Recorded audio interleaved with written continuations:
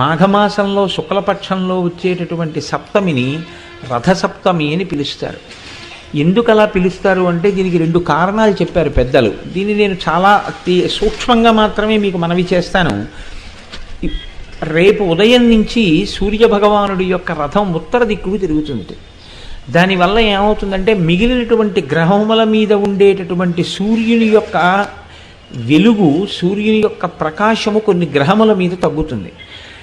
ఇంత పరమపుణ్యప్రదమైన ఉత్తరాయణ పుణ్యకాలంలో ఎటువంటి పాపములు చెయ్యకుండా ఉండగలిగేటటువంటి శక్తి మేధస్సుకి దేనివల్ల కలుగుతుంది అంటే, ఈ కాలమునందు చంద్రప్రకాశం చేత జిల్లేడాకు మీద ఉండేటటువంటి నూగులాంటిది రేగుపండు తలకి తగిలి బ్రహ్మస్థానమునందున్న వేడితో అది సంయోగాన్ని చెందితే రాబోయేటటువంటి కాలంలో వడదెబ్బ తగలకుండా కావలసినటువంటి శక్తిని తల పుంజుకుంటుంది, ఓషధీ శక్తిని.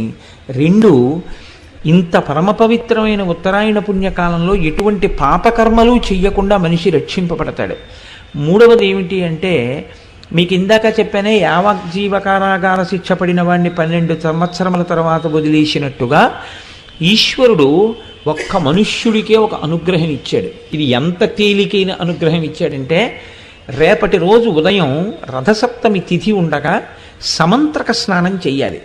మంత్రం లేని స్నానం మీరు చేశారనుకోండి, అది కాకి స్నానం అని పిలుస్తారు. దానివల్ల ప్రయోజనం ఏమి ఉండదు. జిల్లేడాకులు రేగుపళ్ళు తల మీద పెట్టుకుని నేను పోసుకున్నానండి అన్నారనుకోండి, దానికి ఏం ఉపయోగం ఉండదు. సమంత్రకమే చేయవలసి ఉంటుంది స్నానాన్ని. దాన్ని మంత్రస్వరూపాన్ని ఏం చేస్తారంటే అందరికీ అందుబాటులోకి తీసుకురావడం కోసం మంత్రం అంటే అంగన్యాస కరన్యాసాలు ఉండాలి, ఒక ఉపదేశం ఉండాలి. ఇవన్నీ మళ్ళీ అందరికీ ఎలా అందుబాటులోకి వస్తాయి? మళ్ళీ అందరూ దీని ఫలితాన్ని ఎలా పొందుతారు? ఇప్పుడు ఆ మంత్రాన్ని శ్లోకరూపం చేస్తారు, అంటే ఇంకా అనుగ్రహిస్తారు. ఇప్పుడు మీరు ఆ శ్లోకం చెప్పిన తరువాత రేగుపళ్ళు జిల్లేడు పళ్ళు తల మీద పెట్టుకుని అప్పుడు నీళ్లు పోసుకుంటే అవి జారి కింద పడిపోతాయి. అలా పడిపోయాయి అనుకోండి, 7 జన్మల క్రితం చేసినటువంటి పాపాలని ఆ స్నానంతో తీసేస్తారు.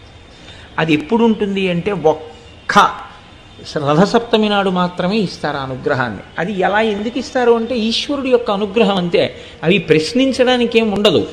ఎందుకుండదు అంటే, నేను ఇందాక మీకు అందుకే ఉదాహరణ చెప్పాను. యావజ్జీవిత కారాగార శిక్షని తగ్గిస్తే మీరెవరు అడగడానికి? మీరు నేను అడగడానికి ఏం ఉండదు. వీడు జైల్లో బాగానే ఉన్నాడు అని ఒక ఆయన సర్టిఫికేట్ ఇచ్చాడు, ప్రభుత్వం విడుదల చేసింది, అంతే. ఆయన జనజీవన స్రవంతిలోకి వచ్చేసాడు. అలాగే ఈశ్వరుడి కృప కొన్ని నైమిత్తిక తిథుల యందు ప్రసరణం జరుగుతుంది. ఇప్పుడు భీష్మాష్టమి వస్తుంది. ఆ రోజున మీరు తర్పణ భీష్ముడికి విడిచిపెట్టారనుకోండి, విడిచిపెడితే ఏమవుతుందంటే కొడుకులు లేని వారికి కొడుకు పుడతాడు. అంత గొప్ప తిథి అది. పుత్ర సంతానం కలగకుండా అడ్డుకున్నటువంటి పాపాన్ని తొలగించగలదు. అంత గొప్ప శక్తులు కలిగి ఉంటాయి. దానికోసం పెద్దలు ఏం చేస్తారంటే, భవిష్యోత్తర పురాణంలో ఈ విషయాల్ని ప్రస్తావన చేస్తూ దానికి సంబంధించినటువంటి శ్లోకాన్ని ఇచ్చారు. సరే, మనకి తెలుసున్న విషయం ఎలాగో ఉపన్యాసాలు చెప్తున్నాం కదా, మనం నలుగురికి చెప్తే ఎవరు దాని యందు ఆస్తిక్య బుద్ధి ఉందో దాన్ని వారు వినియోగించుకుంటారు అని నేను ఆ శ్లోకాన్ని ఇవాళ రాసుకుని రావడం జరిగింది. ఒక్కసారి మీరు వినండి, రేపు ఆ శ్లోకం చెప్పుకోండి. యజ్జన్మ కృతం పాపం మయా సప్తమ జన్మసు తన్మే రోగంచ శోకంచ మాకరీహంతు సప్తమి ఏతజ్జన్మ కృతం పాపం యచ్చ జన్మాంతరార్జితం మనోవాక్కాయజం యచ్చ జ్ఞాతా జ్ఞేతే చయే పునః ఇతి సప్తవిధం పాపం స్నానాన్నే సప్తసప్తికే సప్తవ్యాధి సమాయుక్తం హరమాకరి సప్తమి. 7 జన్మలలో 7 రకాలుగా చేసినటువంటి పాపముల వలన నేను పొందబోతున్నటువంటి 7 రకములైన భయంకర వ్యాధులు ఏవున్నాయో వాటితో సహా ఓ సప్తమి, నేను ఈరోజు ఉదయం చేస్తున్నటువంటి ఈ స్నానము చేత ఆ దురితము తొలగుగాక అని సంకల్పం చేసి ఎవరు స్నానం చేస్తారో వారికి ఆ పాపాన్ని తొలగిస్తారు. కాబట్టి ఇప్పుడు నేను చదివిన శ్లోకాన్ని రేపు మీ అందరూ చదువుకుని చక్కగా స్నానము చేయుదురుగాక. చక్కగా సమంత్రకంగా స్నానం చేయండి, దానివల్ల ఈశ్వరుడు యొక్క అనుగ్రహాన్ని పొందండి. ఆదిత్య హృదయం చదివితే, లోకంలో ఉన్న వాళ్ళందరూ ఆదిత్య హృదయాన్ని చదివితే వానలు పడకపోవడం అన్నది ఉండదు. అపాం మిత్రో, ఆయన నీటికి మిత్రుడు, అందుకే నీటిని వర్షింపచేస్తాడు. మళ్ళీ అపాం మిత్రో వింధ్యవీధి ప్లవంగమః, ఆ వింధ్యవీధి ఆకాశ వీధిలో తిరుగుతూ ఉంటాడు. బ్రహ్మేశానాచ్యుతేశాయ సూర్యాయ ఆదిత్యవర్చసే, అన్నీ ఆయన ఉంటాడు. ఎందుచేత ఆయన సృష్టిస్తాడు. ఆయన లేకపోతే సృష్టి లేదు. లోకమంతా పరిడవిల్లుతోందంటే కారణం సూర్య భగవానుడే, ప్రత్యక్షమైనటువంటి దైవం. ఆయన కోరేది మాత్రం ఒక్కటే, కృతఘ్నఘ్నాయ దేవాయ జ్యోతిషాం పతయే నమః. ఎవడు కృతఘ్నుడు అంటే నువ్వు అడిగినా అడగకపోయినా నీకు జీవితాన్ని ఇస్తున్న పరమాత్మ ఉదయిస్తున్నటువంటి సమయంలో నిద్రపోతున్నవాడు కృతఘ్నుడు. వాడు లేచి సూర్యోదయం జరుగుతున్నప్పుడు నమస్కారం చేసి ఉపాసన చెయ్యాలి. ఒంటి మీద యజ్ఞోపవీతం ఉన్న వాళ్ళందరూ సూర్యోదయానికి ముందర సంధ్యావందనం చెయ్యాలి. ఏ కారణం చేతనైనా ఆలస్యమైతే ప్రాయశ్చిత్తంతో అర్ఘ్యం ఇవ్వాలి. అందుకని కృతఘ్నఘ్నాయ దేవాయ జ్యోతిషాం పతయే నమః. ఆయన కృతఘ్నులై పాపులై ఉన్నటువంటి వారిని సంహరించడం కూడా పరమాత్మకి తెలుసు. ఆయన అన్నిటినీ ముట్టుకుంటాడు, కానీ దేని చేత కల్మషం ఆయనకి అంటదు. ఆయన శవం మీద ఆయన కిరణాలు పడతాయి, బురద మీద ఆయన కిరణాలు పడతాయి, శ్మశానంలో ఆయన కిరణాలు పడతాయి, యజ్ఞ వేదిక మీద ఆయన కిరణాలు పడతాయి, బంగారు మేడ మీద ఆయన కిరణాలు పడతాయి, పనికి మాలినటువంటి ఎందుకు పనికి రాకుండా రోడ్డు పక్కన పడిపోయినటువంటి ఒక కుక్క కళేబరం మీద ఆయన కిరణాలు పడతాయి. అన్నిటినీ ఆయన కిరణాలు భాషింపచేస్తాయి. ఆయన మాత్రం దేనితోటి సంగం ఉండదు. ఆయన కిరణములు దేన్ని ముట్టుకున్న ఆయన అపవిత్రుడు కాడు. తనంత తానుగా ఆయన పరబ్రహ్మస్వరూపుడు, జ్యోతిస్వరూపుడు, పరంజ్యోతి. అటువంటి వాడు ఏష బ్రహ్మాచ విష్ణుశ్చ శివ స్కంధ ప్రజాపతి.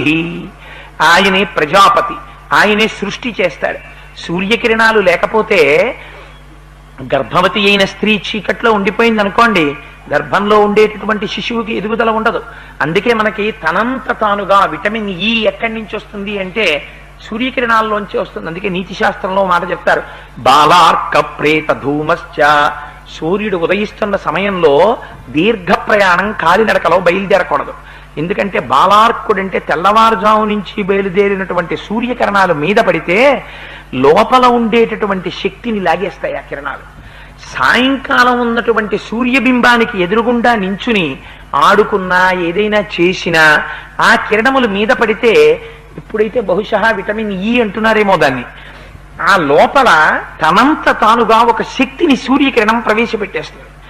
అందుకని దేంటి ఎక్కడి నుంచి వస్తుంది ఆ విటమిన్ అంటే సూర్యకిరణాల్లోంచి వచ్చేస్తుంది. అంతే, తనంత తానుగా ఆయన లోకమును పోషిస్తాడు. ఆయన స్కందుడు, ఎక్కడో లోకాల్లో ఉన్నవాడు ఇక్కడ ఈ కంటితో మీరు చూసేట్టు కనపడతాడు, అక్కడున్నవాడి కిరణాలు ఇక్కడ పడతాయి. ఆయన ఆతపి మండలి మృత్యు పింగళ సర్వతాపన. ఆయన తపింప చేసేస్తాడు లోకాల్ని. ఆయన సృష్టి చేస్తాడు, అన్నం పెడతాడు, పోషిస్తాడు, లయం చేసేస్తాడు. ఆయన చెయ్యనిది ఉండదు, అన్నీ ఆయన చేతే జరిగిపోతుంటాయి. ఎందుకని శంకర భగవత్పాదులు అంటారు, ప్రత్యాయాంతి గతాః పునర్న దివసాః కాలో జగద్దక్షకః. కాలస్వరూపుడై తినేస్తుంటాడు లోకాన్నంతటినీ. ఎందుకని సూర్యోదయ సూర్యాస్తమయాల చేత రోజులు వెళ్ళిపోతుంటాయి. ఎన్ని రోజులు వెళ్ళిపోతుంటే మన ఆయుర్దాయం కూడా అంత తగ్గిపోతుంటుంది. అందుకని సూర్యోదయ సూర్యాస్తమయాల్లో కాలస్వరూపుడై జీవుల యొక్క ఆయుర్దాయాన్ని గ్రసిస్తుంటాడు. మార్తాండ, ఆయనే మధ్యందిన మార్తాండుడై ఆకాశ మార్గంలో నిలబడతాడు. అందుచేత ఆయన చెయ్యనిదేమిటి, ఏష బ్రహ్మాచ విష్ణుశ్చ శివ స్కంధ ప్రజాపతి హిరణ్యరేతా దుర్ధర్షో గిరిశో గిరి శంభు అన్నారు. ఆయన శంభు అంటే శం అంటే సుఖమునకు కారణమై ఉంటాడు. శరీరంలో ఆరోగ్యం బాగుంటే కదా ఏ సుఖమైనా అనుభవించడం. అందుకని ఖగ పూషా గభస్తిమాన్, ఆయనే ఖగ ఆకాశమునందు తిరుగుతూ సుఖమునకు కారణమవుతాడు. మనం ఒక సుఖాన్ని అనుభవించాలి అంటే, ఆ సుఖాన్ని పొందాలి అంటే సూర్యనారాయణమూర్తి యొక్క అనుగ్రహం ఉండాలి. అందుచేత ఇన్ని రకాలుగా ఆయనే సృష్టికర్త, ఆయనే స్థితికర్త, ఆయనే లయకర్త, ఆయనే ప్రళయకర్త, ఆయనే స్కందుడు, ఆయనే హిరణ్యగర్భుడు, ఆయనే ప్రజాపతి, ఆయనే పితృదేవతలు, ఆయనే బ్రహ్మాండం, ఆయనే ఈ విశ్వమంతా ఆయన తప్ప వేరొకటి లేదు, ఉన్నది ఆయన ఒక్కటే. అందుకని అటువంటి సూర్యుడికి నేను నమస్కరించుచున్నాను.